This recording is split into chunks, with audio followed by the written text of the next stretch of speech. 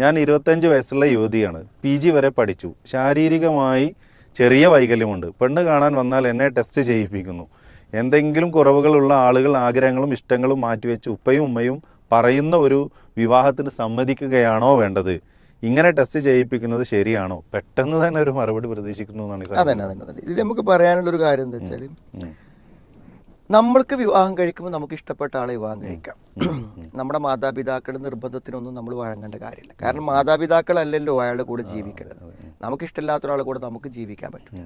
അതുകൊണ്ട് നമ്മുടെ പൂർണ്ണ ഇഷ്ടം നമ്മൾ എന്ത് ചെയ്യണം? പരിഗണിക്കണം.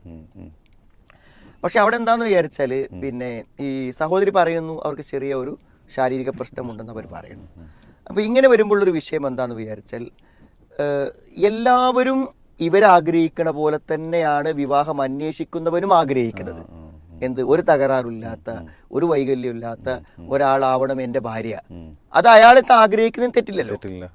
അപ്പൊ അങ്ങനെ ആഗ്രഹിക്കുന്ന ഏതെങ്കിലും ഒരു പുരുഷൻ ഇവരെ വിവാഹം കഴിക്കുവാനുള്ള സാധ്യത ഇല്ല. അതായത് ഇവര് വിചാരിക്കണ പോലെ തന്നെ 100% ഒരു കുഴപ്പമില്ലാത്ത ഒരാൾ തന്നെ എന്നെ വന്ന് വിവാഹം കഴിക്കണം എന്ന് വിചാരിക്കുമ്പോൾ ആര് വേണം? ഇങ്ങനെയൊക്കെ അല്പം എന്തെങ്കിലും പ്രശ്നങ്ങളുള്ളൊരു കുട്ടി ആവട്ടെ എൻ്റെ ഭാര്യ, അതും ഞാൻ ഏറ്റെടുക്കുന്നു എന്ന നിലക്ക് മനസ്സുള്ള ഒരാൾ വരുമ്പോഴേ ഇവരെ വിവാഹം നടക്കുള്ളൂ. അങ്ങനെ ചിന്തിക്കുന്ന ആളുകൾ എന്തായിരിക്കും? റയറായിരിക്കും. അതുകൊണ്ട് എന്ത് ചെയ്യും? 25 വയസ്സും 6 വയസ്സിലൊക്കെ വിവാഹങ്ങൾ നീണ്ടുപോകുന്നൊരവസ്ഥ ഉണ്ട്. അപ്പൊ ഇങ്ങനെ വരുമ്പോൾ പ്രായോഗികമായ നിലപാടാണ് ഏത്? എന്തെങ്കിലുമൊക്കെ കുറച്ചെന്തെങ്കിലും ചെറിയ പ്രശ്നങ്ങളുണ്ട്, പക്ഷെ അവർക്ക് ദീനിന്റെ പ്രശ്നമില്ല, അയാൾക്ക് ജോലിയുണ്ട്, ഇവിടെ നോക്കാനുള്ള എല്ലാ അവസ്ഥകളുണ്ട്.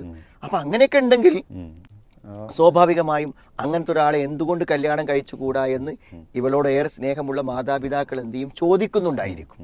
അതാണിത് പറയാൻ കാരണം. അപ്പൊ ഇവരെന്ത് ചെയ്യണം? അങ്ങനെ എന്തെങ്കിലും കുറച്ച് തകരാറുള്ളവരെ കല്യാണം കഴിക്കണം എന്നൊന്നും നമ്മൾ ഉപദേശിക്കണം. പക്ഷേ വിവാഹം നടക്കണമെങ്കിൽ ചിലപ്പോൾ അങ്ങനെ ചെയ്യേണ്ടി വരും. അപ്പൊ എന്ത് ചെയ്യാ? നല്ലൊരാളെ തന്നെ പ്രതീക്ഷിക്കാം. ഇപ്പൊ എന്തെങ്കിലും ചെറിയ വൈകല്യം കണ്ടെന്നുള്ള ഒരു കുഴപ്പമല്ല. ഇപ്പൊ ഇവർക്കൊരു കുഴപ്പമാണെന്ന് നമുക്ക് പറഞ്ഞിട്ടുണ്ടല്ലോ. അത് അള്ളാഹു നൽകുന്ന ഒരു സംഗതിയുള്ളൂ. അതുകൊണ്ട് അങ്ങനത്തെ എത്രയോ ആളുകളോടൊപ്പം വിജയകരമായ ദാമ്പത്യം എത്രയോ ആളുകൾ നിർവഹിച്ചിട്ടുണ്ട്.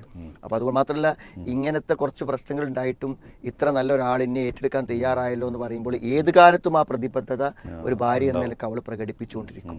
അപ്പൊ അതുകൊണ്ട് എന്ത് ചെയ്യാം? പിന്നെ സ്വാഭാവികമായും ഇവർക്ക് എന്ത് ചെയ്യാം? ഒരു വിവാഹം നടക്കുന്നതിന് വേണ്ടി നല്ല ദീനും ഒക്കെ ഉള്ള ഒരാള്, ഈ ഒരു പ്രശ്നമല്ലാത്ത മറ്റൊരു പ്രശ്നമില്ലാത്ത ഒരു വ്യക്തിയുടെ അന്വേഷണം വരികയാണെങ്കിൽ അത് അന്വേഷിക്കാനും അത് പരിശോധിക്കുന്നതിനും നല്ലത് തന്നെയാണ്.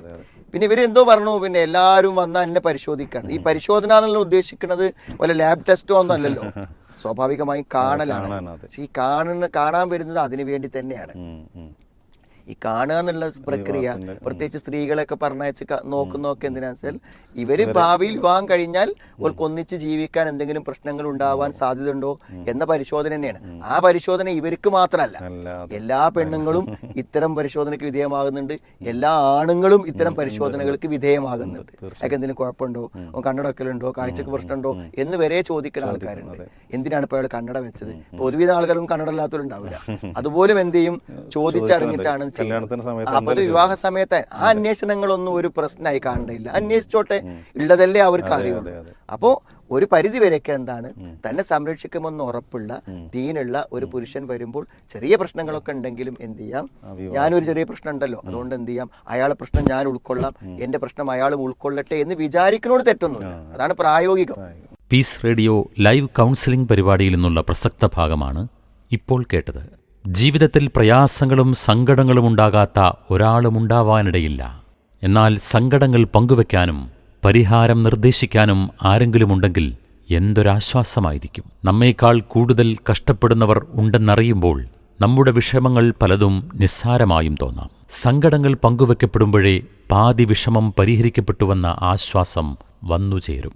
പക്ഷേ അതിന് പറ്റിയ ഒരത്താണി കിട്ടുന്നില്ല എന്നതായിരിക്കും നിങ്ങളുടെ പ്രശ്നം. വിഷമിക്കേണ്ട, പീസ് റേഡിയോ നിങ്ങൾക്കൊപ്പമുണ്ട്. ഗൂഗിൾ പ്ലേ സ്റ്റോറിൽ നിന്നും പീസ് റേഡിയോ ആപ്പ് ഡൗൺലോഡ് ചെയ്യൂ. ഫീഡ്ബാക്ക് ഓപ്ഷൻ വഴി കമന്റ് ചെയ്യൂ.